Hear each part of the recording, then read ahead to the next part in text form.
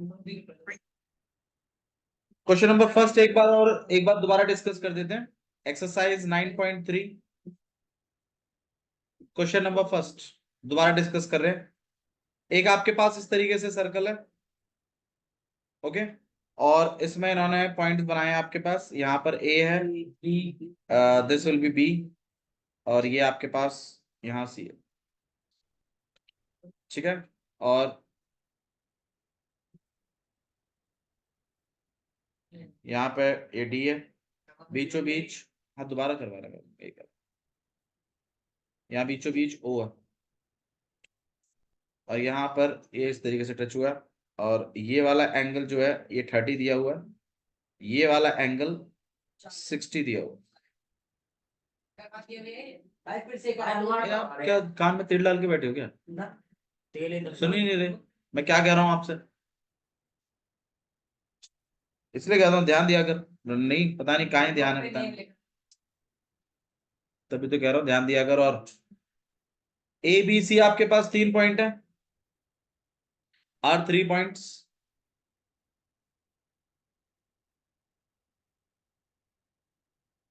On circle with center such that angle BOC equal to my 30 degree and angle AOB equal to my 60 degree if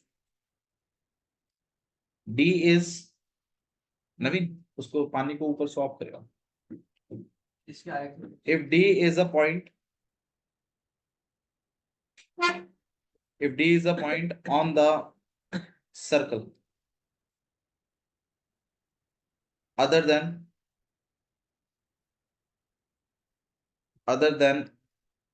the arc ABC, find angle ADC।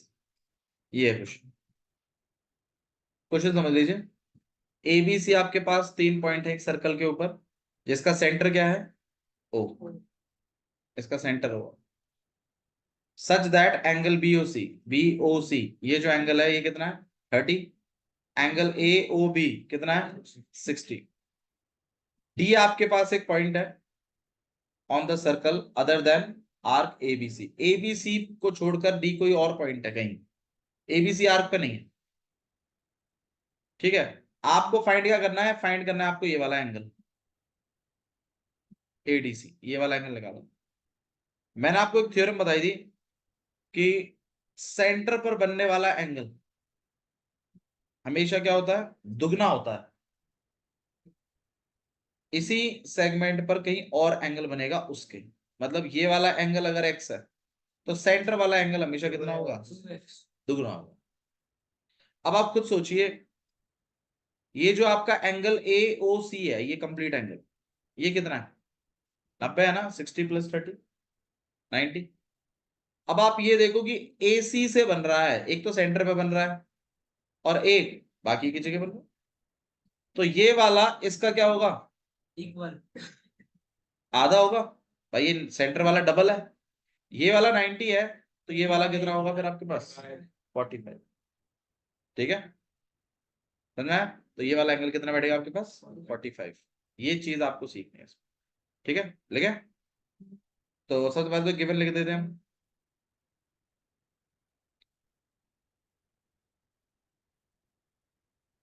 हाँ भाई given लिख रहे हैं, बताइए given में क्या क्या लिखूं। एंगल बी ओ सी कितना है 30 degree, angle A O B कितना है 60। फाइंड क्या करना है, एंगल ए डी सी, ये चीज आपको फाइंड आउट करनी है, और सॉल्यूशन स्टार्ट कर रहे हैं। और सॉल्यूशन स्टार्ट कर रहे हैं तो इसमें आपको क्या करना है, सबसे पहले इनको प्लस करके लिख लीजिए, 30 + 60, तो आपके पास एंगल ए ओ सी कितना हो जाएगा 60 + 30 दैट इज इक्वल टू 90, तो एंगल ए ओ सी आ गया 90। अब जो आपके पास एंगल ए डी सी है वो एंगल ए ओ सी का हाफ है। अब रीजन बता दीजिए क्यों। Angle drawn at centre, angle drawn at the centre is double या is twice, is double of the angle, on the same arc लिख दीजिए वो और भी अच्छा है। angle drawn on the same arc at the center is double of the angle drawn on the remaining part of the circle। पर इतना भी लिख दे तो काफी है मेरे ख्याल से। angle drawn at the center is double of the angle drawn at other part लिख दे, drawn on remaining part, चलो drawn on remaining part, remaining part of the circle लिख लीजिए, remaining part। तो AOC आप ऑलरेडी निकाल चुके हैं, कितना है 90 है, अपॉन 2 काट पीटे कितना आएगा 45। तो एंगल ADC आपके पास बन गया 45 डिग्री। आया, समझ में आ गया? सिंपल क्वेश्चन है, question number first. Question number second करें, इससे पहले थोड़ा सा और इस चीज के बारे में जानते हैं और सीखेंगे हम अभी। जैसे मान लीजिए ये सर्कल है, यहां पर हो गया भाई, एक तो यहां है और एक ये वाला एंगल है। मैंने अभी अभी आपको एक कंसेप्ट सिखाया है, सेंटर वाला एंगल हमेशा क्या होता है, डबल होता है, राइट। अच्छा जी, ये वाला अगर 40 है तो ये वाला बताइए कितना होगा, 80। क्यों? क्योंकि उसका डबल है, बात बिल्कुल सही है। अब एक काम कर रहे हैं, यहाँ पर ये है, यहाँ भी है, मैं इसको थोड़ा सा और ऊपर की तरफ ले जाता हूँ। मैं आपको खाली ये चीज बता रहा हूँ कि किस किस तरह के केसेस आपको दिख सकते हैं डायग्राम में। चलिए इसको करते हैं। अब यहाँ पर है आपके पास सेंटर, पर ए और बी अब ऐसे नहीं, थोड़ा सा और ऊपर की तरफ, ठीक है। तो यहाँ ए है, यहाँ बी है, और एक तो आपने सेंटर पे बना दिया और एक रिमेनिंग पार्ट में बना है, सही है। अच्छा, ये वाला अगर 120 है तो यार ये कितना होगा, कोई दिक्कत है इसमें तो बताइए, सही है, ठीक है। एक और केस ले लेता हूँ, थोड़ा सा और ऊपर, इतना ऊपर कि ये डायमीटर से भी आगे निकल चुका है।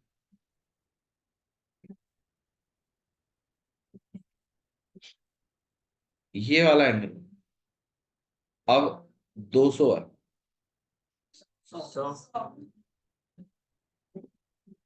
तो ये वाला कितना, आप केसेस देख रहे हैं। अच्छा, थोड़ा अजीब सा केस कौन सा वाला लग रहा है, लास्ट वाला है ना, थोड़ा अजीब चलेगा। चलिए एक ऑब्जर्वेशन करते हैं, क्या हमें, क्योंकि जब डायग्राम बनेगा तो हमें पता कैसे चलेगी कौन सा वाला किधर बन रहा है। जैसे मान लीजिए अगर मैं आपसे ये वाला पूछ लेता हूँ, ये पूछ लेता, ये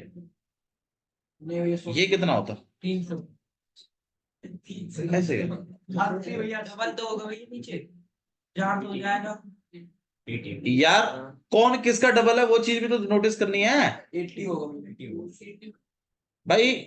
ये 200 का हाफ कर दिया आपने, अब ये जो है ये किसका हाफ है, ये इस वाले एंगल का हाफ है 80 भैया। तो ये बाकी का जो बचा हुआ ये है कितना एंगल, 160 है ना भाई, टोटल 360 होता है, इसमें से ये 200 है, तो ये पल्ला वाला कितना होगा 160। ये पल्ला वाला अगर 160 है तो यार ये कितना हो जाएगा फिर,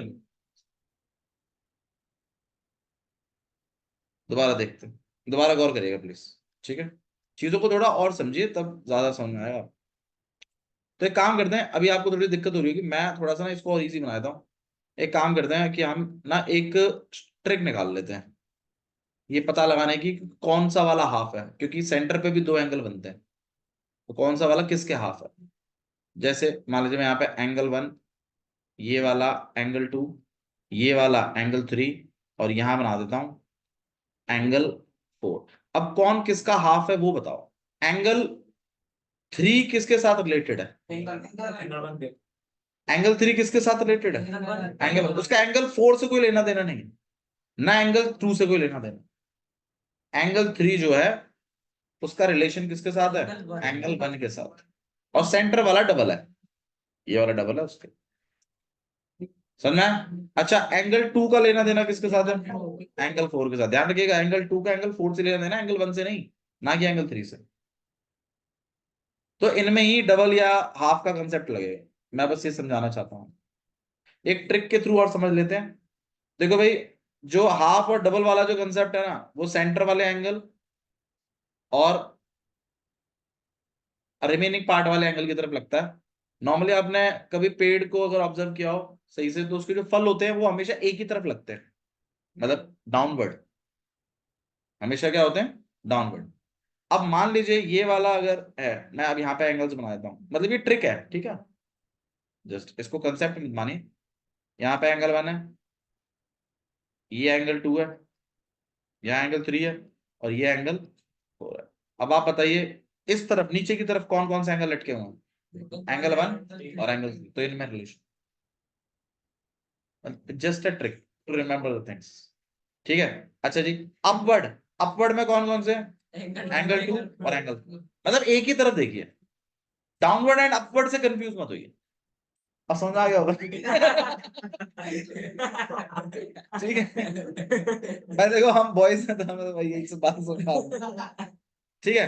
क्योंकि ना, क्योंकि मैं आपको बताता हूँ, क्योंकि आपका जो नेक्स्ट क्वेश्चन है ना, वो इसको ट्रिकी बनाएगा। और वो वाला क्वेश्चन एक्चुअली एग्जाम में पूछते बहुत हैं, दिक्कत है ये। तो हमें तो बस वो क्वेश्चन निकालना है। क्वेश्चन नंबर 2 देखिए भाई, हमारा कोई ईमानदार नहीं। क्वेश्चन नंबर 3 करेंगे पहले, लेकिन हम आइए क्वेश्चन नंबर 3 देखिए। अच्छा, सर्कल के क्वेश्चंस की खासियत सुनो क्या है। सर्कल के क्वेश्चन की खासियत होती है कि क्वेश्चन ना डायग्राम में ही हो जाता है।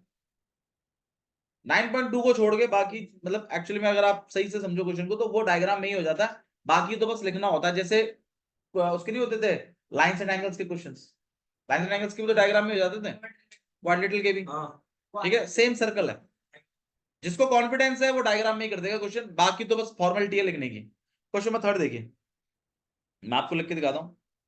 जैसे ये आपके पास यहाँ पर O है, यहाँ पे ये P है, और ये R है, यहाँ आपने कनेक्ट कर दिया। क्वेश्चन नंबर 3 देख रहे हैं, ठीक है। और ये वाला जो एंगल है ये है 100।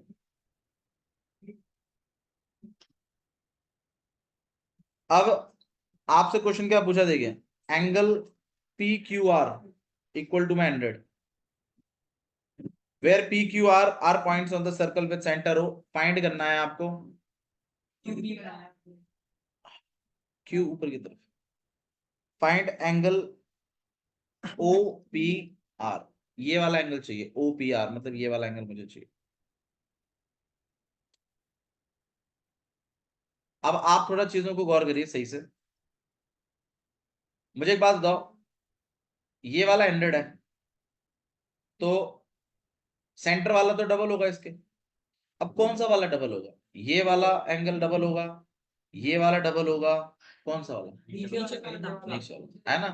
मेरे ख्याल कंसेप्ट काम कर गया अपने, है ना भाई? ये डाउनवर्ड है, तो इसका जो डबल होगा वो डाउनवर्ड वाला होगा, ना कि अपवर्ड वाला। अब बच्चा क्या है ना, इसमें गलती कर जाता है, क्योंकि उसको अब वो क्लियर समझ में नहीं आती बात। तो ये हमारी जो ट्रिक है यहाँ काम करेगी। तो ये 100 है, तो यार ये कितना हो जाएगा? यार तू तो यार ये पूरा ही पॉटी करने के तैयार है। ये वाला 200 हो जाएगा, डबल हो जाएगा। अच्छा जी, भाई सेंटर पर पूरा एंगल कितना है? 360, जिसमें ये 200 है, तो ये अपवर्ड वाला कितना होगा? 160। बता दीजिए यहाँ तक कोई इश्यू है तो? नीचे हो जाएगा।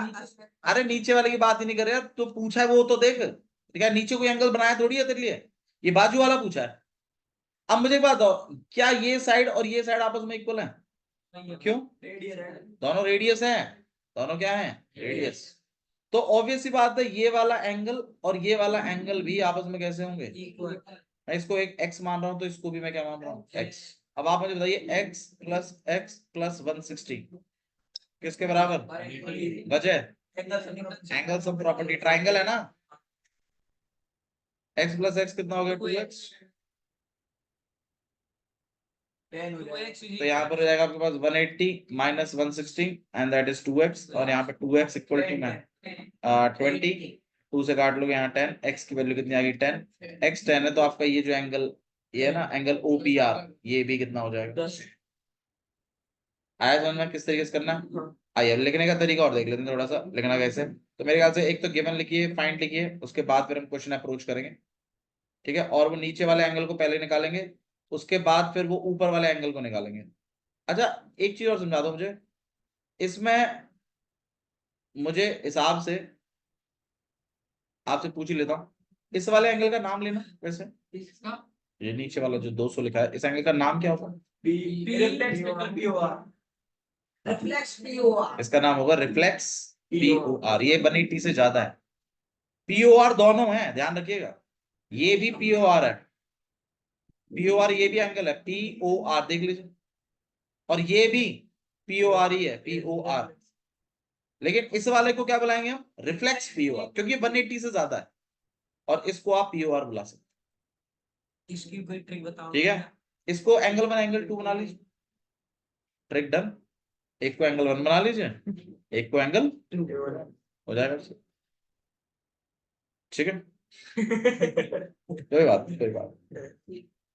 ठीक है, तो ये चीज आपको गिवन है, और ये चीज आपको क्या करनी है, फाइंड सॉल्यूशन स्टार्ट कर रहे हैं। डायग्राम में अगर आप बना सकें तो प्लीज इसको एंगल 1 बना लीजिएगा, इसको एंगल 2, इधर x बना लीजिएगा, और इसको भी क्या बना लीजिएगा x, ठीक है, सही रहेगा। तो अब हम लिखेंगे कि angle 1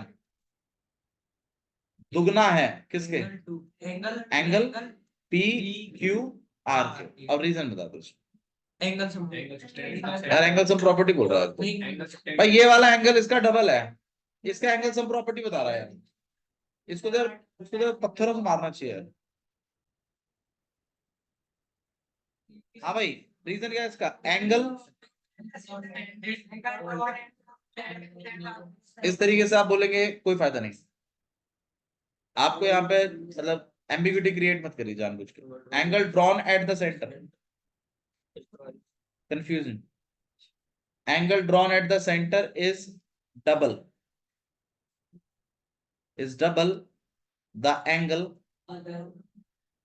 drawn on other part या on remaining part, angle drawn on remaining या other part, जैसा भी आपको समझना हो। तो angle 1 2 multiplied by 100, so that will be angle 1 किसके इक्वल हो जाएगा? 200। अब क्या करना है, मुझे एंगल 2 निकालना है अंदर वाला, क्योंकि तभी तो इस ट्राइंगल में जाएंगे हम।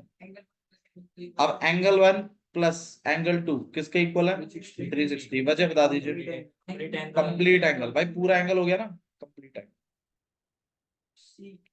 Complete angle. एल नहीं है, एंगल का सिंबल है। अब एंगल 1 कितना है आपके पास? 200, तो एंगल 2 निकल आएगा आपके पास। तो एंगल 2 इक्वल हो गया आपके पास 360 माइनस 200, दैट इज 160। तो एंगल 2 निकल आया 160। अब एंगल 2 निकलने के बाद अब आप बिल्कुल इस वाले ट्राइंगल में जाइए, इन ट्राइंगल OPR, और कहिए OP किसके इक्वल है? OR के, इसलिए एंगल P भी किसके इक्वल होगा? एंगल R के। वजह आप दे देंगे, angle opposite of equal sides are equal. Hello, अरे एंगल 2 कितना है आपके पास? 160। एंगल 2 आपके पास 160 आ गया। अब आप इस ट्राइंगल में पहुंच जाइए, इन ट्राइंगल OPR, तो इन ट्राइंगल OPR, फिर हम यहाँ पे लिखेंगे OP किसके इक्वल है? OR के, दोनों रेडियस है। OP equals to reason radius.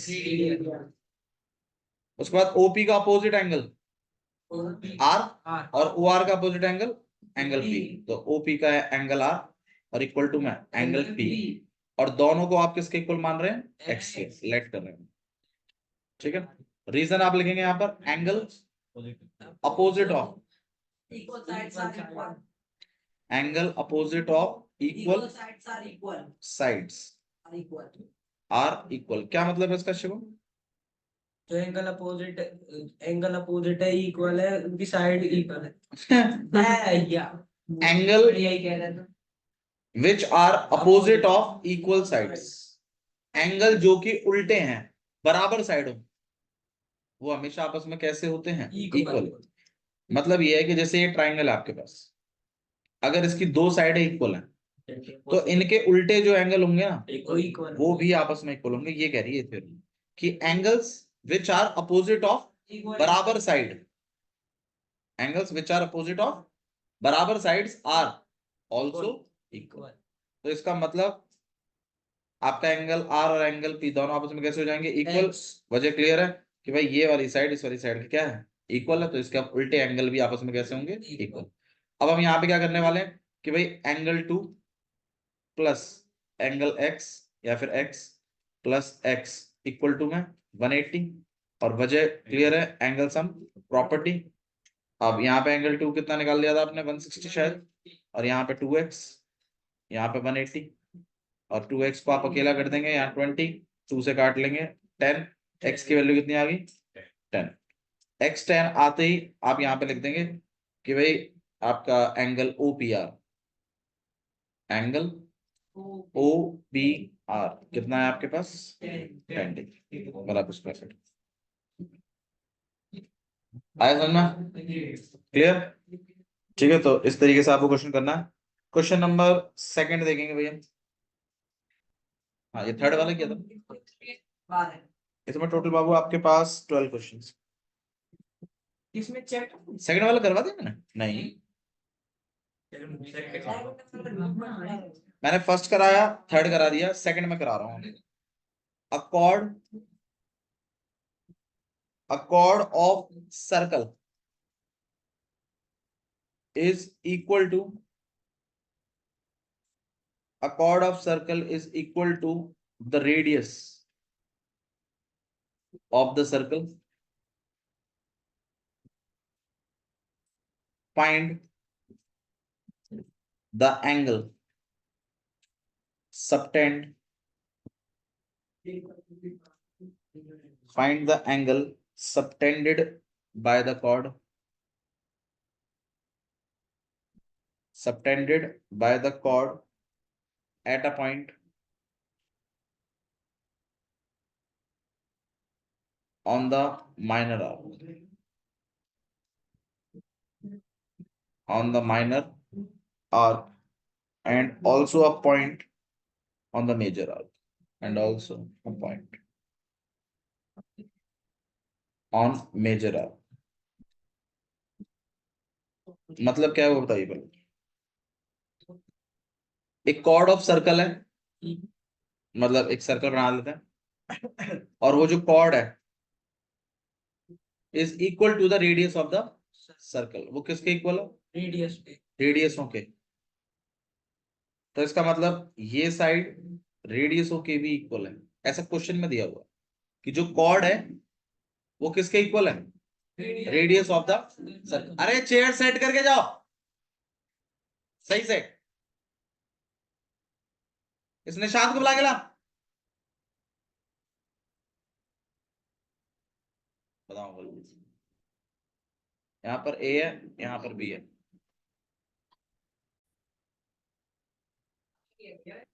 अरे चारों अलग हैं लेकिन कुछ शेड्स मिक्स होते हैं थोड़ा। आप लोग भी इन चीजों का थोड़ा ध्यान रखा करो। मैंने सेट कर दिया। मैं उधर देख के आया था। आपको फाइंड करना है क्या चीज? एंगल फाइंड आउट करना है जो कि सबटेंड हो रहे हैं। सबटेंड मतलब बन रहे हैं, लेकिन कहां पर? लेकिन किसके द्वारा बन रहे हैं? By the chord. लेकिन कहां पर बन रहे हैं? माइनर आर्क पे और मेजर आर्क। मतलब इसी कॉर्ड द्वारा माइनर आर्क पे भी एक एंगल बनेगा और मेजर आर्क पे भी एक एंगल। मैं आपको माइनर और मेजर आर्क समझा देता हूं क्या होते हैं। आर्क क्या होता है वो समझिए। जैसे ये सर्कल है, तो इस पूरे सर्कल पर अगर मैं कहीं 2 पॉइंट ले लूं तो उनके बीच का जो पार्ट का सरकमफ्रेंस पार्ट है ना, वो आर्क कहलाता है। अब छोटा है तो छोटे को माइनर कहते हैं, माइनर आर्क। और भाई ए और बी पॉइंट के बीच में पार्ट ऑफ सरकमफ्रेंस तो ये भी है कहीं ना कहीं, लेकिन ये बड़ा है तो इसको क्या कहते हैं? Major arc. भैया डायमीटर पे मुझे पता था यही क्वेश्चन आएगा। Major arc. अगर भैया मान लीजिए डायमीटर पर है मामला, तो फिर हम किसको माइनर किसको मेजर कहेंगे? आप उस केस में किसी को भी माइनर किसी को मेजर कह सकते हैं, कोई इशू नहीं, या ना भी कहें तो कोई दिक्कत नहीं। ठीक है, उसको सेमी सर्कल के नाम से भी जानते थे। ओके, तो आपसे क्वेश्चन क्या बोला है? कॉर्ड ऑफ सर्कल है, ध्यान नहीं है यार Aditya. A chord of circle is equal to the radius of the circle. जो कॉर्ड है वो किसके इक्वल है? रेडियस के इक्वल। फाइंड करना है आपको, क्या फाइंड आउट करना है? एंगल फाइंड आउट करना है जो कि सबटेंड हो रहे हैं। सबटेंड मतलब बन रहे हैं किसके द्वारा? By the chord. कहां पर? माइनर आर्क में और मेजर आर्क में। तो मतलब इस कॉर्ड द्वारा, ए बी कॉर्ड द्वारा माइनर आर्क में भी एक एंगल बनेगा, कहीं पर भी पॉइंट लेके, कहीं पर भी पॉइंट लेकर, ये वाला माइनर आर्क में लिया ना पॉइंट, और एक पॉइंट आपको कहां लेना है? मेजर आर्क में। कहीं पर भी आप सेट कर सकते हैं, मैं यहां सेट कर, ये है इसका एक्चुअल डायग्राम। तो इस पॉइंट को आप पी बना लीजिए, इसको क्यू बना लीजिए। मतलब आपको ये एंगल निकालना है और ये वाला एंगल भी निकालना है। ये तीनों साइड इक्वल है तो इक्विलेटरल ट्रायंगल हो जाएगा। बिल्कुल, ये तीनों साइड इक्वल है तो यार ये वाला एंगल इक्विलेटरल ट्रायंगल होगा, ये इक्वल है तो यार ये वाला एंगल मेरे ख्याल से 60 होगा, क्योंकि इक्विलेटरल ट्रायंगल के तीनों एंगलों का, तीनों एंगल्स 60 होते हैं। तो ये वाला 60 होगा, इधर वाला 60 होगा, ये वाला भी 60 होगा। ये वाला 60 है, ये इंपॉर्टेंट है, क्योंकि अगर ये 60 है तो ये 30 है। भाई सेंटर वाला डबल होता है, और ये भी नीचे की तरफ है तो ये इसके साथ जाएगा। अब इस वाले को निकालने के लिए अब आप बताइए कौन सा एंगल सेट करना चाहिए आपको? इसके ऊपर वाला।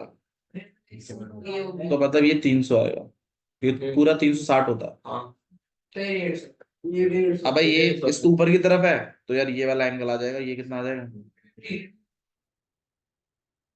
ये क्वेश्चन ऐसे होने वाला है। डायग्राम ही नहीं बनता बच्चों से, शिवम जैसे बच्चों से पढ़ता ही नहीं हो। ये क्वेश्चन आया हुआ ये? फिर क्या था? अरे ऐसा क्वेश्चन आया था, डायग्राम ही नहीं था। अरे डायग्राम तुझे बनाना था। ठीक है, तो मैंने आपको दोबारा बता रहा हूं, मैं सर्कल्स के क्वेश्चंस डायग्राम में ही हो जाते हैं, थोड़ा सा कैलिबर होना चाहिए बस, इसलिए मैं बहुत आराम आराम से समझा रहा हूँ आपको क्वेश्चंस को। ठीक है, चलिए लिख लेते हैं फटाफट। क्या क्या चीजें हैं जो हमें इसमें हिसाब किताब में लिखनी पड़ेगी आपको? गिवन में क्या लिखा बताइए? नहीं, आपको ये गिवन है कि एओ ओ बी और ए बी आपस में इक्वल है। आप थोड़ा सा अपनी सहूलियत के लिए एक चीज और लिख सकते हैं कि triangle O A B is equilateral, ये और कर लीजिए साथ में, कोई दिक्कत नहीं है। ये वैसे दिया नहीं है इन्होंने, बट आप लिख लें तो, क्योंकि तीनों साइड इक्वल है, ये सीधी साथ में लिख लो, सही रहेगा। अच्छा, फाइंड क्या करना है वो बता दीजिए। एक तो आपको एंगल 1 और यहाँ एंगल 2, तो एंगल 1 एंड एंगल 2 निकालो।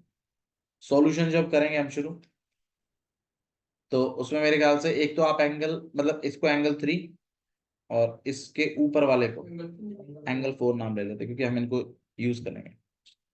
ठीक है, तो हम लिखेंगे यहाँ पर एंगल 3 इक्वल टू में कितना? 16। रीजन? बिल्कुल, एक गिवन भी लिख सकते हैं वैसे, AOB is equilateral triangle. AOB is equilateral triangle, या all angles of equilateral triangle are 60 degree, ये लिख दें तो और भी अच्छा है। फिर नहीं आना समझ में? अब ये वाला 60 है तो वो एंगल 2 कितना हो जाएगा? 30। तो एंगल 2 को मैं लिखूंगा एंगल 3 का आधा। और रीजन बता बताओ फिर। एंगल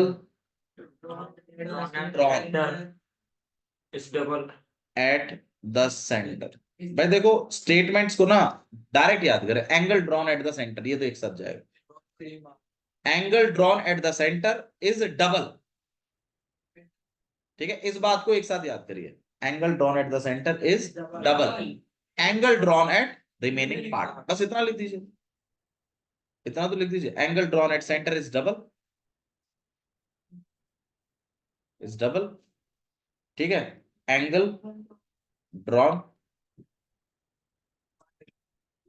कोई बात नहीं, एंगल ड्रॉन ऑन रिमेनिंग मतलब ये बात तो आप समझ रहे हो ना कि एक एंगल तो सेंटर पे ड्रॉ हो रहा है, एक एंगल आपका बाकी पार्ट पे ड्रॉ हो रहा है, और angles drawn at the centre वो डबल है। ठीक है, तो angle drawn at the centre is double of the angle, कोई बात नहीं आप वो सब छोड़ दीजिए, आप इतना तो लिख दीजिए, angle drawn at the centre is double angle drawn on remaining, इतना तो लिख दीजिए, कनेक्ट भी छोड़ दीजिए, दिक्कत नहीं है। मैथ्स में ये चीज थोड़ी सी अलाउड होती है कि कनेक्शन नहीं भी हो तो दिक्कत नहीं, बट आपका मीनिंग समझना चाहिए। ठीक है, तो एंगल 3 आपके पास 60 चल रहा है, अपॉन में 2 काट पीट के कितना हो गया 30, तो एंगल 2 कितना आ गया आपके पास 30, और इसको हाईलाइट कर दीजिए कि आपसे पूछा गया कुछ। ठीक है, अच्छा जी, नेक्स्ट एंगल 2 हो गया आपके पास। अच्छा जी, ये हो गया। फिर 3 और 4 है, तो पहले अब आप 4 निकालिए। अब 4 कैसे निकालेंगे वो बताओ। बिल्कुल, एंगल 3 प्लस एंगल 4 मिलाकर 180, 180 नहीं, अरे नवीन है सारा टाइम पूछता रहता है। रीजन क्या है इसका? Complete time. ठीक है, अच्छा जी, एंगल 3 में ऑलरेडी निकाल चुका हूँ 60, एंगल 4 भी निकल आएगा मेरे ख्याल से, तो एंगल 4 होगा आपके पास 300। सही। अब एंगल 4 अगर 300 है तो एंगल 1 जो है 150 वो एंगल 4 का हाफ हो जाएगा। रीजन बता, डायरेक्ट बता। Angle drawn drawn at the center angle drawn at the center centre the angle तो क्या कहते हैं उससे is double is double angle drawn remaining part और अदर पार्ट लिख दीजिए यार, ज्यादा दिक्कत है, रिमेनिंग भी याद ना होगा तो नहीं नहीं। ठीक है, तो एंगल यहाँ पे 300 नहीं, अब इतना भी वियर्ड मत लिखिए कि समझ में ही ना आए, इतना भी नहीं बेकार बनाना है। तो थोड़ा बहुत मतलब काम चल जाए तो समझ में आ जाए, ठीक है, तो ऐसे करना है। ठीक है, चलिए।